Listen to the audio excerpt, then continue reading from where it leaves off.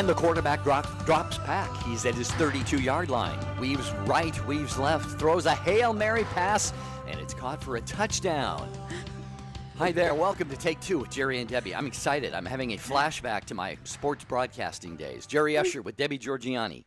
We can tell. That was very good, though. I'm impressed. Oh, thanks. Yeah. Actually, I bumbled my way through it, but... No, that's really cool. I've heard you before do play-by-play sporting events, and you're quite good. Yeah, it's definitely something. If this thing at EWTN doesn't work out, Jerry, you could always go back to that, huh? Right. Yeah. No, just teasing. Well, but Jerry, it's very interesting that you did have your start in sports announcing, because that's what we're talking about today. How can sports be a metaphor for Christian living? And this show was just born out of an interview we saw from Tom Brady, the famous New England Patriots quarterback. He gave an interview recently and how growing up with sports, watching sports, and then playing sports really enhanced his spiritual life. And isn't that interesting, Jerry, that you started off as well as a sports announcer, and now you're in ministry, which see how it works? I think there is there's a relationship there. What do you think? Oh, absolutely. There are tons of relationships. You talk about the Christian life. We need each other. We are a team. We're a communion of persons. And obviously on a sports team, unless it's like tennis, an individual sport, or golf or something like that, but we're talking mainly team sports, you have to really know your particular job, your particular role, a little bit about everybody else's, but they have to know their role as well. And think about that. Paul talks about that in Scripture. He says, not everybody is an eye or an ear or a hand or a leg or a foot. All of the people who play those roles in the body of Christ have to do that role and that role only. And if they do that role perfectly or as best they can, the body is going to function at its most optimum level. And so similarly in sports. So yeah, Debbie, there are just a million ways that we can carve this thing up.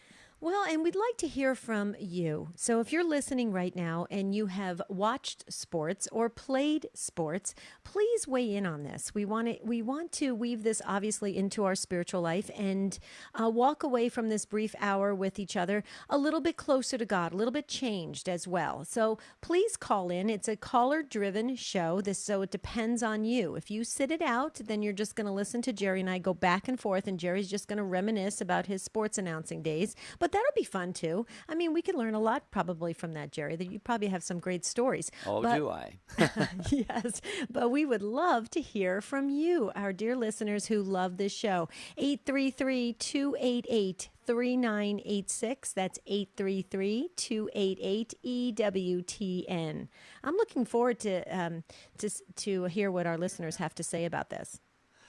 Well, so am I. And what have you learned from playing sports or even watching sports, or maybe viewing or coaching your kids playing sports? 833-288-EWTN is the number. Teamwork is one of the very important lessons that we all learn. We also learn, of course, about practicing. What do we do in the spiritual life? We practice. We develop our spiritual muscles by praying and receiving the sacraments and serving others and honoring and worshiping God and so forth. So, folks, the similarities are so very, very different. So your story, though, is going to be unique. So we want to hear from you. If you played sports, great. Maybe you even haven't. Maybe you don't even give a rep about sports, but you can just in your own mind just intellectually come up with some of the reasons why sports can really help point to realities of life. I really got a lot out of Tom Brady's interview. He talked about how he embraced humility, how he learned how to win gracefully, lose gracefully. He learned a lot from his fans. He learned a ton from his coaches and teammates. And I think it was really interesting. And he's on this quest for spiritual growth, and he learned so much of it from playing football. And I think that that's beneficial. When you hear stories like that, it does make it worthwhile, Jerry, for all the parents out there that are dragging their kids along to sign up for soccer and baseball and football. There's some merit in it, and we have to tap into that, especially as Christians. So this is a very interesting conversation. We hope you weigh in on this. Let's hear your experience of playing sports or watching sports and how that affected your Christian life. The number to dial is 833-288-3986. And Jerry Matt Gabinski is at the phone, so he's ready to answer. Jeff Burson is monitoring social media. And of course, the one, the only Rich Jesse, our producer, is controlling everything. So he could probably turn off our mics if he wanted to. Oh, I'm sure he could.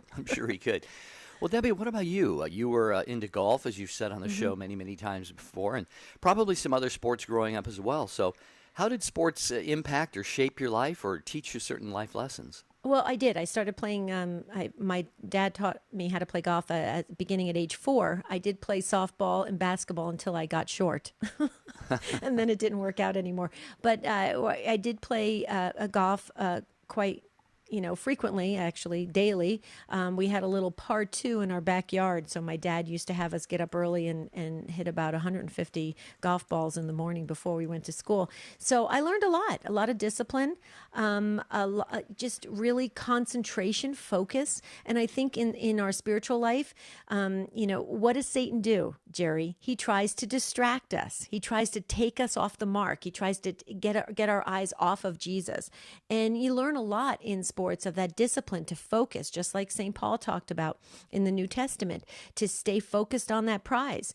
And I learned a lot, and it was very beneficial. Although I have to say, Jerry, golf is an individual sport, so it's you against everybody else, whereas in a team sport, you have to rely on one another. So I'm sure you learn elements of trust and stuff like that as well. Am I correct, Jerry? Because didn't you play baseball and stuff? Mm-hmm. Yeah. I was mostly team sports in high school, football, basketball, baseball, track, Little League, Babe Ruth, all of that stuff. But yeah, you alluded to St. Paul, and in 1 Corinthians chapter 9, verse 24, he has that famous passage where he says, "Do you know that in a race all the runners run, but only one gets to win?" He says, so run as to win, compete as to win. Right. And that's the key in life as it is in athletics as well.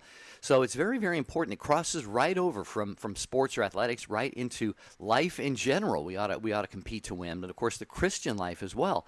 But another thing, Debbie, that we learn from sports that we can apply to our daily lives and of course the spiritual / eternal life, and that is we're gonna lose at times along the way. There are going to be failures. There are going to be times that we fall, that we don't take the trophy home. And the key is that the next Monday, you lose the Friday night football game, Monday morning you get out there and you start practicing again so you can win the next game.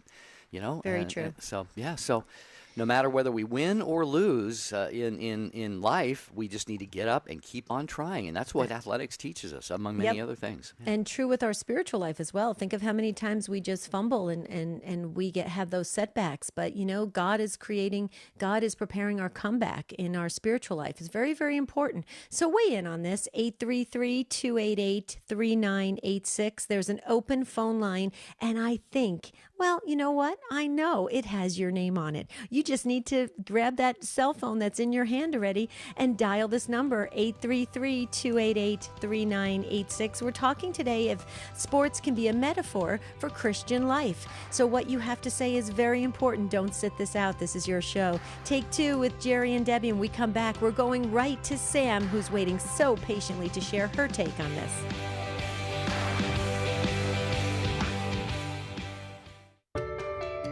Post your intentions on the prayer wall on Jerry and Debbie's website.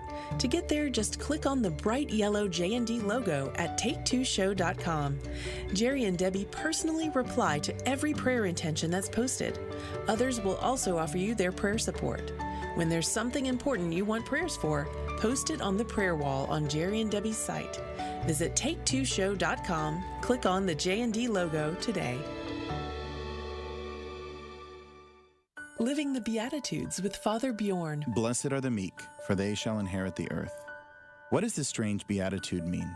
Well, Father Victor Feltz points out that George Bailey, in It's a Wonderful Life, embodies this beatitude.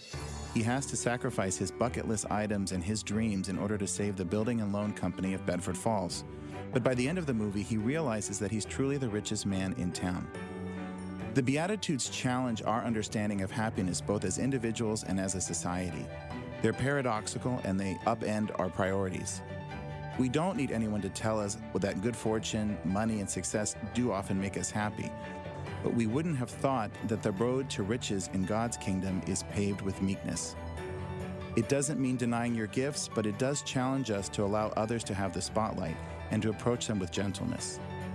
Blessed are the meek, for they shall inherit the earth. EWTN. Live truth. Live Catholic.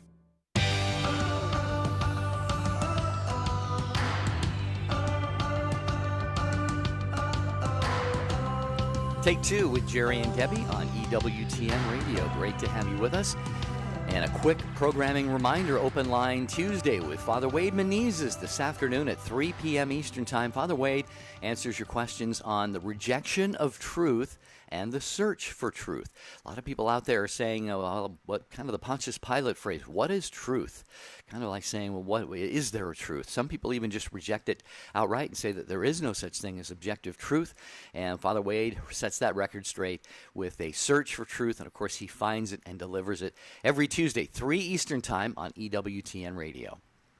Okay, off to the phones we shall go. Sam, thank you so much for waiting. You're calling in from outside Philadelphia, Pennsylvania. You're listening on EWTN.com. Hi, Sam. Welcome to Take Two with Jerry and Debbie. Hi, thanks for having me. Thanks, Sam. And you emailed us as well, so we're excited to hear what you have to say about this because you actually jumped in way ahead of time after we just posted the show. So thank you so much. So what's your take on this? Absolutely. Well, I was a Division I soccer player, and so sport has always been a huge part of my life. And in college, had a conversion back to the Catholic faith. And one of the most beautiful things I think that I've realized is how integrated sport and spirituality are. When I work out, every time I work out, I see that it's an opportunity to offer up my body and my suffering as a prayer. As Catholics, I think we hear a lot about offering up our suffering, and this is a really tangible way that I can pray for people. So say I'm going to go out and run 3 miles. Every mile, I offer up for a different person. And so I push as hard as I can through that mile and make that a prayer. And so I really integrate my spirituality into working out. Wow, that's phenomenal. Okay, so now go back a little bit. So when you started playing soccer, how early did you start playing sports? When did you learn this as what I'm trying to get at? Sure. I don't think I really learned about the integration until I kind of had this conversion in college. Okay. But I played sports all throughout growing up. And I do think, to some of the points you've already made, that sport teaches so much natural virtue. I mean, learning how to work with others, learning how to compete, learning how to win, learning how to lose. There's so much ingrained, and I think that there's a lot of parallels into our spiritual lives, like you've been saying. Yeah. You know what I love, too, is how you talk about, you've mentioned this already, turning it into an offering and a prayer. And, that gets back to the biblical passage of, pray without ceasing, pray at all times. And talk about how that concretely is for you. You mentioned, you run a mile, you offer it for somebody. So is it just kind of a one-time intention? You say, Lord, this next mile is for so-and-so? Or is it as you're going along, doing a run or doing an exercise, you're actually actively, continually thinking about those particular people or intentions? Yeah, I mean, as much as I can. I think sometimes, workouts are so hard that you kind of go into the zone. So I like to, before I start working out, just bless myself. And if I know what I'm going to be doing, I'll kind of offer those intentions up ahead of time. But there are definitely moments where, say I'm pushing through a sprint or a lift, where I recall those intentions and I really bring them to mind and really put forth that effort for that intention or for that person. And it's such an awesome motivator. And then the other element, too, is I like to really use that time as meditation. So there's times when I'll meditate on the Passion of Christ while I'm working out. or if it's a longer workout, I'll pray the rosary. And, I think that integration, like we are body and soul, and so we're praying really with our bodies and our souls in that moment. Nice. Wow. Yeah. That's Go ahead. amazing. Yeah. Well, I wanted just to ask you, Sam, because you like I said at the beginning of your call that you had emailed us and you had shared with us. So this integration of spirituality with the discipline of training for your sport, that really prompted you. Is it safe to say prompted you to kind of launch this now ministry you are embarking on? Is that correct? Yeah, absolutely. Like I said, I was a Division I soccer player, and then afterwards, spent a couple years as a missionary working in and among college athletes, and doing that and realizing the importance of this concept of integrating faith and spirituality, but also the importance of promoting true femininity in sports. So I did just launch a nonprofit. It's called Fierce Athlete. And its aim is to promote true femininity in sport. I think there's a lie out there that a lot of women believe that they can't be both feminine and athletic. Sport has historically been masculine, and women, whether it's because they're more muscular or because there's a certain intensity in certain sports, actually struggle with believing they're feminine. And, our femininity is rooted in our receptivity. It's how we're built as women. And there's a definite receptive element to sport. I mean, you're being receptive to your teammates, like you've been talking about. You're being receptive to pain. And so Fierce Athlete was launched in order to really promote this concept to empower women to be fierce, but also not to lose that tender side of what it does mean to be a woman, and to really play sports with integrity and play sports in a way that allows them to give a gift of self. Right. No, great point, Sam. And I don't know if it fits in the discussion here or not, but for whatever reason, it just came into my mind, this, UFC, the Ultimate Fighting Championship. And in that particular sport, if you can call it that, both men and women, I think, lose sight of certain sides of themselves. The human side, for one thing, because you just see people just beating each other's brains out. But I think one of the worst things I've ever seen is, women getting in the ring and doing that to one another. But I don't like to see the men doing it either, for that matter. But I think you make a good point that, it's probably a very important high wire walk for the women to, they want to be aggressive, and you have to be aggressive and strong and courageous and all of that when you're in sports. But we agree with you. We think it's beautiful that they strive to keep that femininity as well, because that is how God created them ultimately, and nothing wrong with them playing sports at the same time. So anything else, Sam, before we let you go? Yeah, I mean, we're just launching this nonprofit, so if anybody's interested in learning more, we're going to be launching some small groups and building some materials over the next couple of months, we did a Lent challenge, we're going to be doing a September Shred challenge, so you can look us up on social media. It's just Fierce Athlete or fierceathlete.org. Wow. Way to go. Well, God bless you, and prayers are with you. Keep us posted on how it's going. And we're so appreciative that you called in today and shared your experience of this, because you, as an accomplished athlete and now working in ministry, you have a lot to say about this. And I think we have a lot to learn from you. So thank you so much, Sam, and hope to hear from you again. Okay. Thank you. And thank you for having me. Bless you, Sam. Phone line is open, 1-833-288-3986. We are talking about how sports can be a metaphor for life, how we can learn so much from playing or watching sports, or allowing our kids to be in sports and just simply coaching or watching them along the way. What are some of the things that you've taken away from that and maybe help to make you a better Christian, or open your eyes to certain different unique ways and creative ways that you can cultivate a relationship with God and with the people around you, your fellow believers? 833-288-EWTN. Grab that open phone line as we go next to Lori, listening on The Quest in Atlanta with Take Two with Jerry and Debbie. Hi, Lori. Welcome. Hi. Thank you for all you do, and thank you for the show. When I was listening to y'all talk, I thought of some things that I've witnessed. I don't play sports. I'm a mom, but my kids play sports and stuff. But even just, I'm an American Heritage Girls leader, and we took a bunch of girls skiing. And one of the things we do as part of our part of our leadership and part of what we do with the girls is we try to always find, the spiritual aspect and tie things into that. And when we went skiing, we talked about John Paul II. We talked about Pierre Frassati and their love of outdoors in the mountains. And we talked about how when you're up in the mountains and snow skiing that you're that much closer to God almost physically because you're in the heavens, but just you can see his beauty because you're out in nature, really in the midst of it.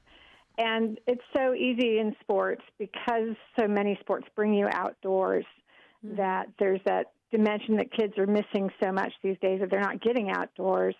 And then the other thing I thought of was where my kids go to high school here in Atlanta, they do a fantastic job of integrating. They have masses before the games.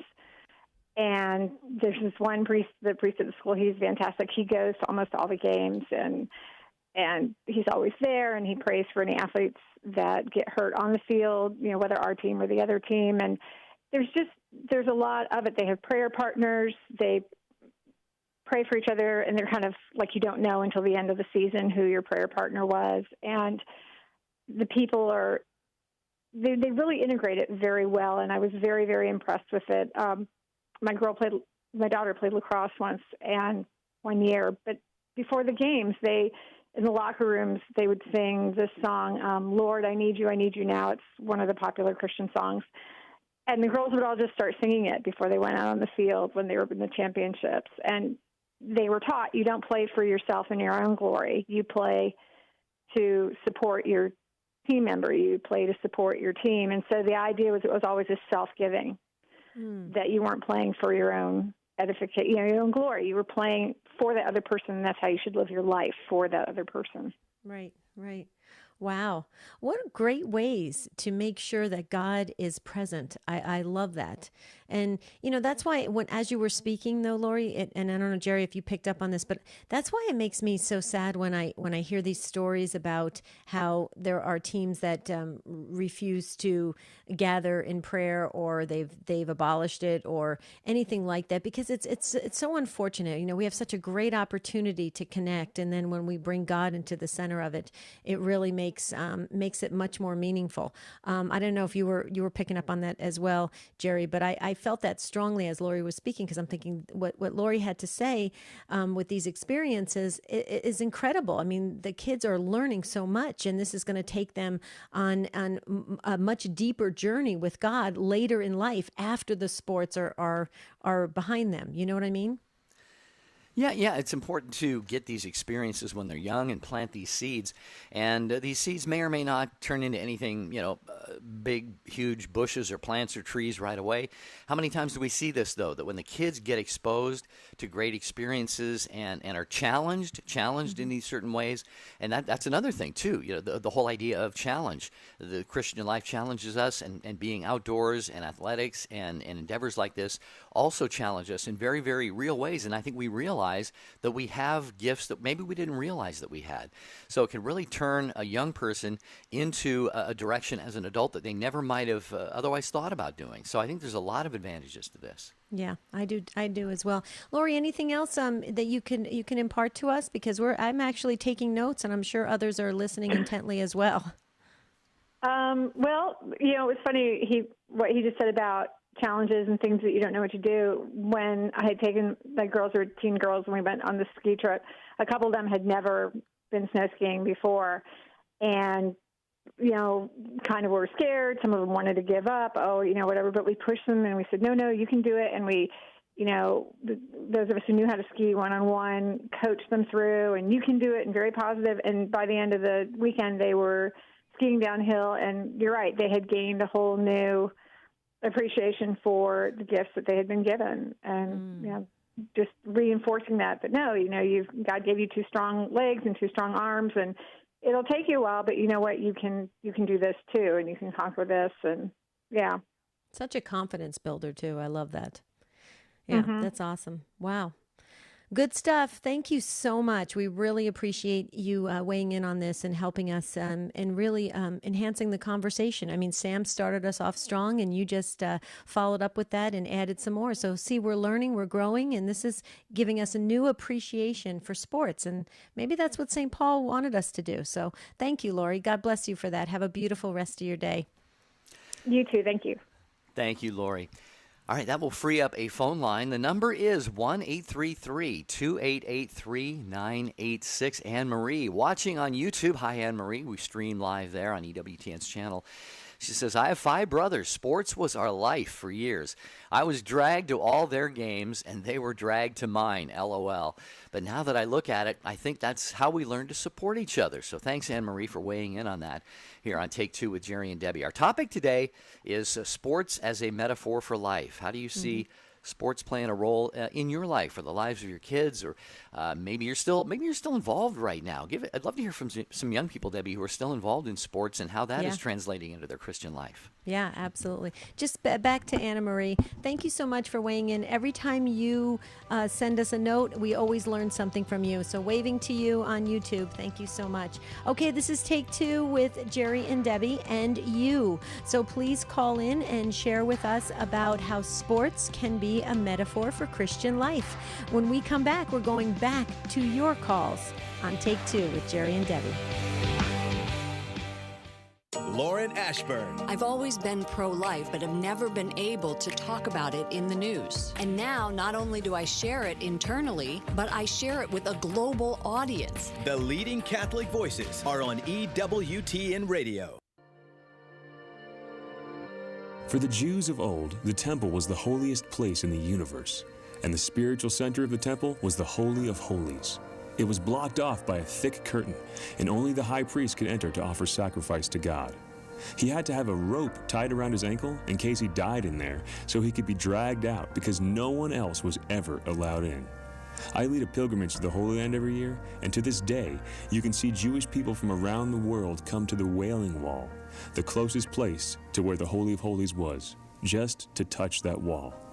When Jesus died, the curtain separating the Holy of Holies was torn in two, not from bottom to top, which man could have done, but in an act of God from top to bottom. Why?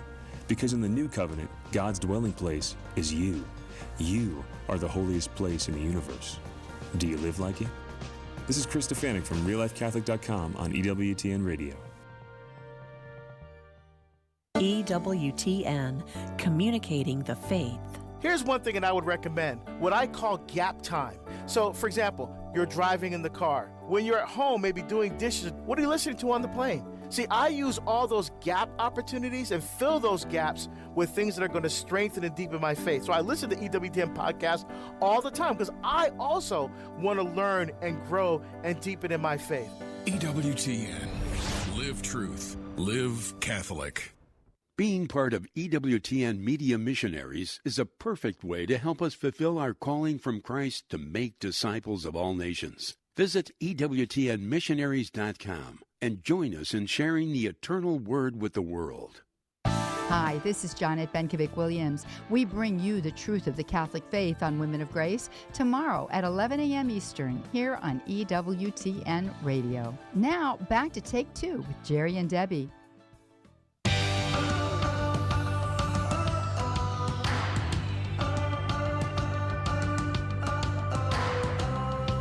Always good to have you with us. Going right back to your calls. Sports. Debbie was watching the interview by Oprah Winfrey with Tom Brady of the New England Patriots. Once again, going into what is about his 50th season, I think, Debbie, as one of the top quarterbacks in the league. But he talked about the role of faith in his life and how it helped to not only shape him as an athlete, but just as a person. And of course, like all of us, he has his foibles and so forth, and we recognize and acknowledge those. But he really seemed to be on that interview, very genuine in how sports has really helped him to see life in a more positive way and accept the challenges and be a better person. And so we're asking you, our listeners, that today. Have you played sports before? Do you watch sports? Do you have kids who do? And do you see things as you watch? Do you see, wow, you know what, that was just like something that you might do in life, or you learn lessons that you can apply to your everyday life and especially your spiritual life. If any of that resonates with you, as Debbie said, if the Spirit's moving you, call 1-888-288-EWTN. All right. Okay, Pam, in Ohio on Annunciation Radio. Hi, Pam. Thanks for waiting and welcome to Take Two with Jerry and Debbie. Hi, can you hear me okay? Yeah, just great. You sound fabulous. How you doing today? Good. How about you? I'm well. I feel great. It's getting me excited talking about sports. I'm ready to go out there and maybe go to the driving range or something. What do you think? Well, that's my daughter. She's the golfer as well, so she could relate to you pretty good there. Very cool. Very cool. So what do you think about this? I mean, we're having this really vibrant discussion and it really can help all of us. I mean, what's your take on it, or your daughter, maybe what you've learned from your daughter especially? Yes, I have 3 boys and my girl, and everybody plays sports. The boys are in football and wrestling and track, and my daughter is golf and basketball and softball, and it does create a wonderful family time when we go see each other, and then the grandparents and then the rest of the crew come and support one another. So it's such a positive thing, and we go to church together. Either if it's a Saturday night game, we're in church Sunday morning, or we change it out. But it's good for the kids. They go to St. Paul's High School, and they they pray before the games. The priests are very supportive of them. They're on the sidelines and they're very involved. So the kids know they're giving their gifts and talents. It's something that has been given to them that they can give back and work hard to do something maybe they thought they never could. Yeah, so many things you just said there. So many things. Working hard and giving back, and having the faith aspect. You said the priest is there all the time. Obviously, not even every Catholic school team can have a priest on the sidelines. I'd love it if that were the case, a priest or a religious brother or sister or something. But if it's a faith-based school athletic program, I certainly love to see when that faith is there. And I know of a lot of schools, for example. I travel a lot for work. I've been to places like Fort Wayne and others where they broadcast the high school football games, and they will actually on the field over the loudspeaker, when the Catholic schools are the host schools, they will actually say a prayer for the entire stadium, and you got the visiting team and the visiting fans and all of that. So it's a way to evangelize as well in certain situations. Yeah. So Debbie, I think Pam is really touching upon some really neat things. What a great gift to give these kids. They're going to learn so much for life. Yeah, I just love the fact, Pam, that you have, so that's, I added it up, 3 boys and a girl, so that's 4 you have active in sports right now? Yes. Wow. So you guys are really busy, but you're learning so much, and I mean, that it just seems like a lot's happening, which is great. I mean, that keeps it moving forward. Mm-hmm. Well, and the kids also know it's God first. You've got the Lord is first.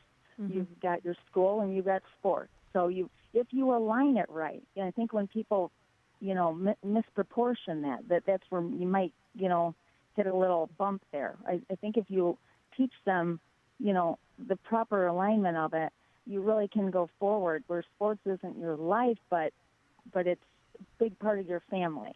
Right. In that right order.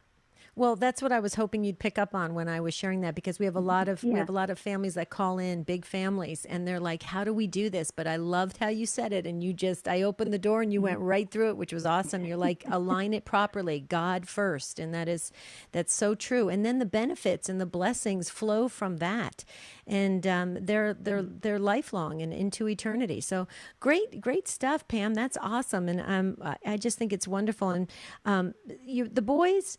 It's great that they're in the sports, but please tell your daughter, golf is just an incredible, I think she probably knows this already, it's an incredible sport, and it does benefit in so many ways as she gets older. I mean, it opens up, you talk about opening doors, golf is a great way to build relationships, especially if you get into business. So more power to her. Yes, and I agree with you. Yeah. Yeah.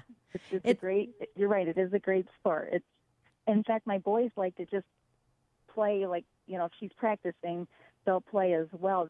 And I've said the same thing. You can't play football the rest of your life. Your body can't, when you're 50, when you're my age, it's going to be, you can't do that, But golf, you can do golf, as long as God allows to keep moving, you can do golf.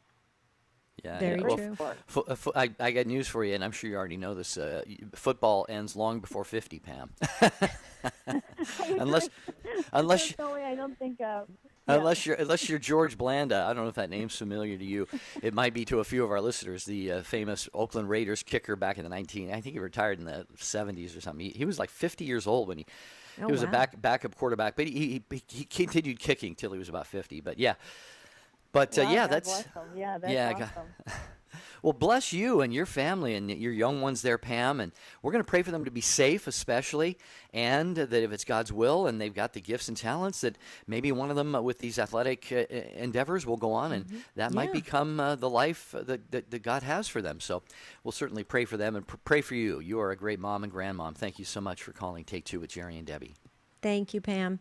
Okay, Frank has been waiting so patiently. Everybody's waiting so patiently today. That's you all get the Virtual Patience Award. Hi, Frank in California on Sirius XM 130. Welcome to Take Two with Jerry and Debbie. Hi, Debbie. Thank you. It's been a long time since I called. And, Jerry, thanks for reminding me of George Blanda. Your age is both. I think he was about 47 or 48 when he was still kicking. Yeah. I had my own sports experiences, and I always, track and soccer. I always prayed before my event, and realized that my talents rely on the Lord.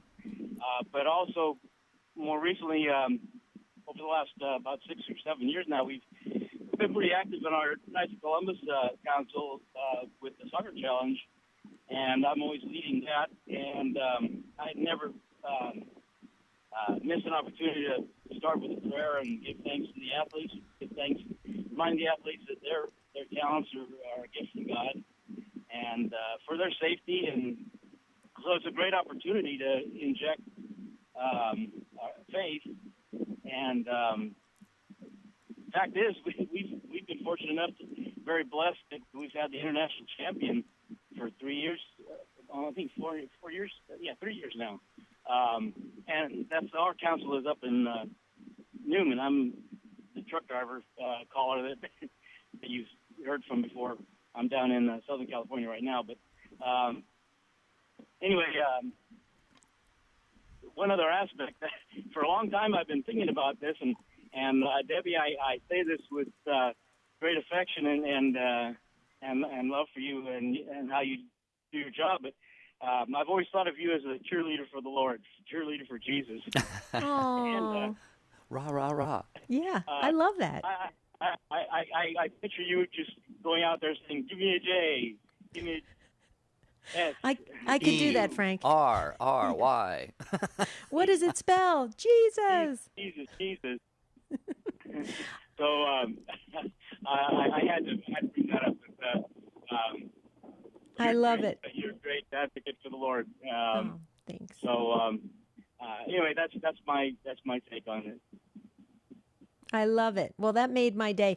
Most people don't know this, but my girlfriend, Kristen, that I always talk about, my very best friend that I grew up with, who's more like a sister, she was a cheerleader. I was not. And I always wanted to be a cheerleader. So there you go, Frank. You gave me that status. I'm a cheerleader for Jesus. I love it. Now I might have to get a uniform. I don't know. What do you think, Jerry? There you go. Yeah. Get your old high school uniform out, Deb. Oh, gosh, no. I don't know about that. All right, Frank, thanks for the call in Colton, and congratulations to your KFC soccer team. EWTN's General Manager of Radio, Jack Williams, just sent over a note. He says, "Okay, Jerry, how much did you win in whatever bet you made by working George Blanda into the conversation?"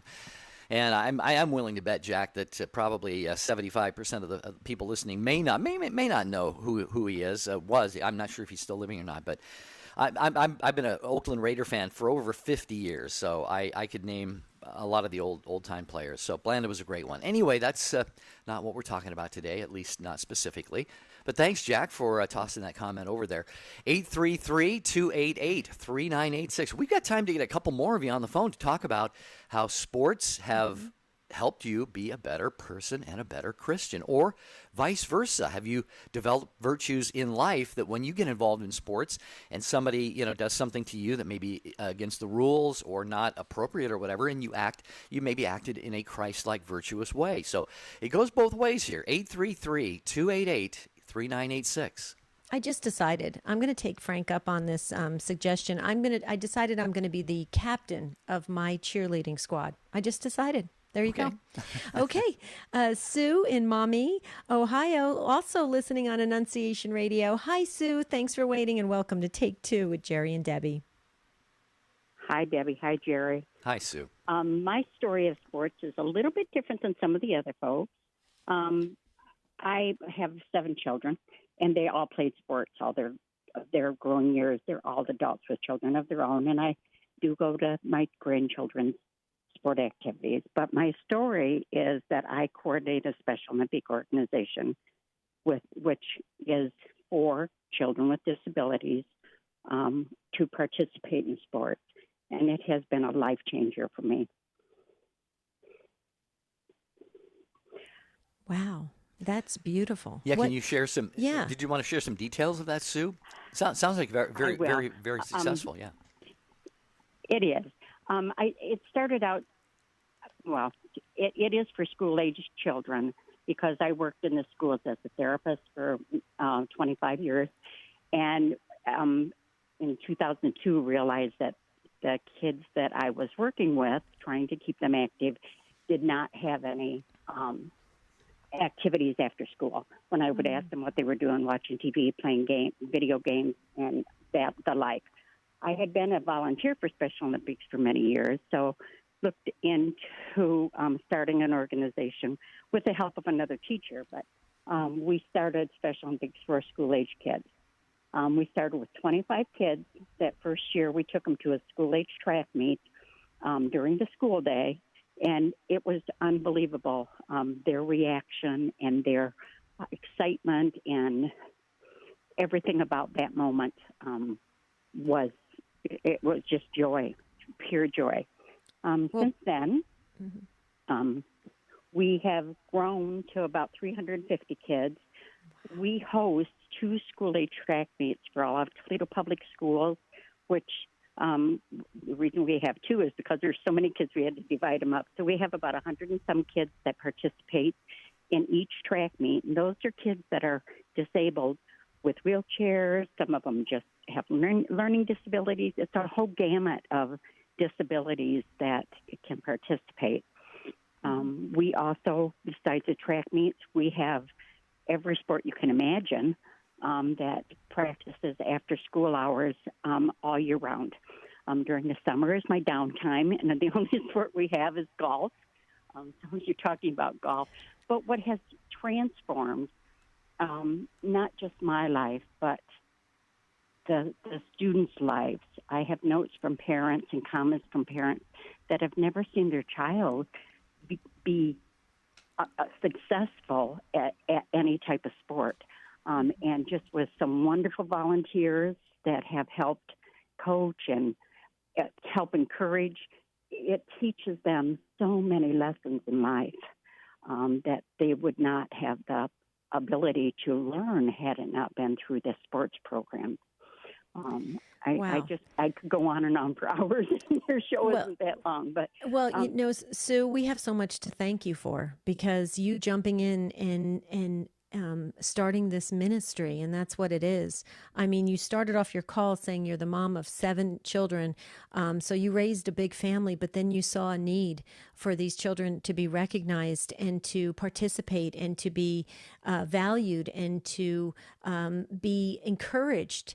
And you stepped up along with others, like you said, and everything. And now it's grown into this beautiful, fruitful ministry that I believe you're going to see the eternal, effects of it, after you finished your purpose here on earth. And I'm just so pleased for you, because the blessings are just going to continue for you and for others, because you cared. And you said right away, it's the first time these kids, you said they were so excited to be participating.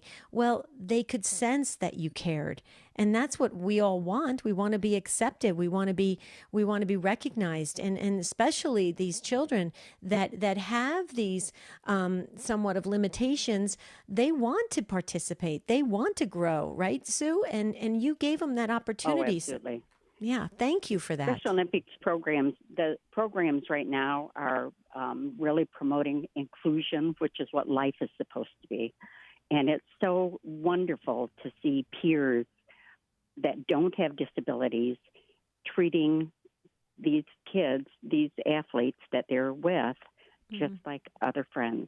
Our program has really grasped that unified programs, and it's just you can't when they're playing sports, you don't know who has the disability and who doesn't. So it really is another aspect of it, and I really do consider it a quality of life, and part of what society needs to see is that all children have a right to life.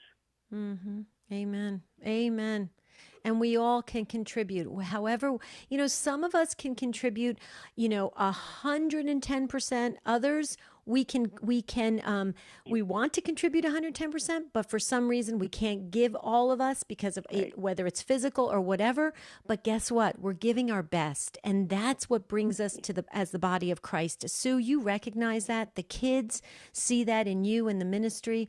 And we just are going to surround you with prayers that it continues to grow and flourishes. And, you're calling in from Annunciation Radio. I'm sure they probably know about what you're doing already. But if not, you should let the folks know there, because they're very community oriented, and they'd like to, they get involved in the community. So I don't know if you've ever thought about even just calling your local radio station and letting them know what you're doing. I'll talk to Ron about that when I have dinner with him the next time. Oh, good. Okay. Yeah. And tell Ron we said hello. Will do. Thank you, Debbie. Thank you. Thank you. Beautiful story. Well, Jerry, don't you agree with that? Everybody gives their best, and we see the Tom Brady's, okay, that give that. I mean, he's like 200%, we know that, right? But everybody else is giving their best as well. And I think that's the beauty of sports, is that everybody just does, like St. Paul says, run the race, do the best you can, and fight hard at it, be disciplined. And I think that's the benefit I'm getting out of playing sports. What do you think? Oh, yeah, without question. Yeah, give your best. That's the thing. I think that's the gospel message. Give our best. Jesus supplies. Some people are going to be gifted maybe in greater ways to do certain things, but we have unique gifts. Every one of us has unique gifts and talents. We want to pray that God will unveil those for us, and then that we can just simply do the very, very best we can. And right. if we do that, what parent, think about it, what parent, if his child, his or her son or daughter is trying as hard as they can, and even if they don't finish in first place, but they finish, then that parent is going to be just so very, very proud. So, yeah, absolutely. I think absolutely. Let me just make a quick mention here, by the way, Deb, of EWTN Publishing, because EWTN is the largest religious media organization in the world, and they have come out with a recent, it's been a while now, but it's not that long ago, EWTN Publishing came on board, and the new book is available. It's called The Spark of Faith, Understanding the Power of Reaching Out to God, by Father Wojciech Diertik. He's a theologian of the papal household, so he's right there in the company of Pope Francis, pretty much lives within proximity of Pope Francis all the time. The palace. Yes, that's right. And this explains that the initial moment, the spark of faith, which ignites our entire spiritual life, comes first from God. And then Father Giertek corrects prominent errors and clearly articulates what faith is, how it works, and how it may expand or wither within our soul. So get The Spark of Faith by Father Wojciech Diertik from EWTN Publishing. You'll find that now at EWTNRC.com, the religious catalog. Sounds like a winner. Jerry, you just made me think of this real quickly. When my son was little, Matthew, he wasn't really big on playing sports, and we signed him up for baseball, and he was out in the outfield, and he gave it 100%, his best. But let me tell you, baseball was not really his sport. And after a while, he just decided to sit down and pick the grass and sit down. And he came in after the inning was over, and I said, Matthew, what's going on? He goes, Mom, I'm tired. I just want to go eat. And I thought to myself, you know what? he's right. He gave it his all. He was hungry. It was dinner time, and you know, when you think about that, there's a lot of humor mixed into sports as well. You can find a lot of comedy within sports, and I think that's, you know, you got to take it for what it's worth. But he gave 100%, and we were proud of him. Okay, Isaac, Wichita, Kansas, on iHeartRadio app. Hi, Isaac. Welcome to Take Two. Hey, I appreciate you guys taking my call here. Sure. So I was just going to chime in on the conversation. I was never pushed to do sports as a kid, you know, and, you know, not saying, I mean, I don't blame my parents. I'm the youngest of 13 kids, so I'm sure by the time they got to me, I was, you know, had a lot more stuff going on. But, you know, I think that's really impacted me kind of in a negative way. I've recently discerned that God's calling me to seminary, but, you know, Dad's always taught me to work hard and whatnot, so I've always been able to work hard towards a goal that I've, you know, set for myself. But, you know, going into seminary is kind of a whole new ballgame, and, like, I guess I feel like I've kind of missed out on, you know, trying to work towards a goal that isn't necessarily mine, you know. But, you know, I just keep going and keep taking it day by day. But I guess overall I'd like to just, if there's any parents out there who's kind of on the fence whether or not to, you know, put your kids into sports and to push them like that, I would say definitely, you know, go have your kids do that, you know. Well, Isaac, let me, for the sake of time, let me offer a couple thoughts here. You know, it's one thing for parents to encourage their kids to get into sports. It's another one to push. You've used the word push a couple times. I would actually maybe have you just tweak that a little bit and not to encourage parents to push, because there have been so many cases, and one famous one that I don't want to get into now because it would take up a lot of time. But when parents push too hard, Isaac, and I'm sure you know this in your mind and your heart. If a parent pushes too hard, then that puts undue pressure on the child. I think by pushing, I would call it an encouragement. Honey, you know, I really would love to see you try and get into sports. Find one that you like. We'll support you in it, but leave that freedom there for that son or daughter to make that choice if that is something that they want to do. Because similarly, vocationally, just the same way, Isaac, a lot of parents have pushed their sons and daughters into either priesthood or religious life, and it wasn't their vocation. Whereas you got to look at it like this, Isaac. God is the one who calls. God calls, we respond. So there really is no pushing. If there's any pushing behind you, it's people who just are kind of crowding up close to you, wanting to support you, not push you, but they're gathered around you, supporting you. You feel them, and you feel that gentle push of their prayers and their love. But they're just cooperating with the God who is pulling you, drawing you, wooing you into that vocation. So ask the Lord simply to place upon your heart what the desire of your heart is, and say, Lord, whatever it is, draw me toward that. And then you will have that support behind you, quote unquote, pushing but not forcing. Does that make sense? Right. No, that's a great way to look at it. Thank you. Yeah. Debbie, yeah. No, I was just going to say, and where prayers are around you, Isaac, for this vocational call. And I just wanted to say, you may not have been in a named sport that your parents, you know, like you said, you're the youngest of 13. I can relate to that. I'm the youngest of 6. But you were in a sport just by your birth order, when you think about it, because you watched a lot of personalities in that household, and you probably learned a lot. And you can take that into the world and share that with others. So you were in kind of your own sport, being in the position you were in as the youngest of 13. It's an interesting place to be, to observe everybody else. And so we wish you the best. Prayers are with you. Please keep us posted. We'd like to journey with you, Isaac. So God bless you for your call today. And thank you so very much for contributing to the conversation. Jerry? Well, tomorrow. Wow, 2 days gone this week already. Where do the days go? Yeah, tomorrow, another Take Two with Jerry and Debbie. I can't talk to my family anymore about politics.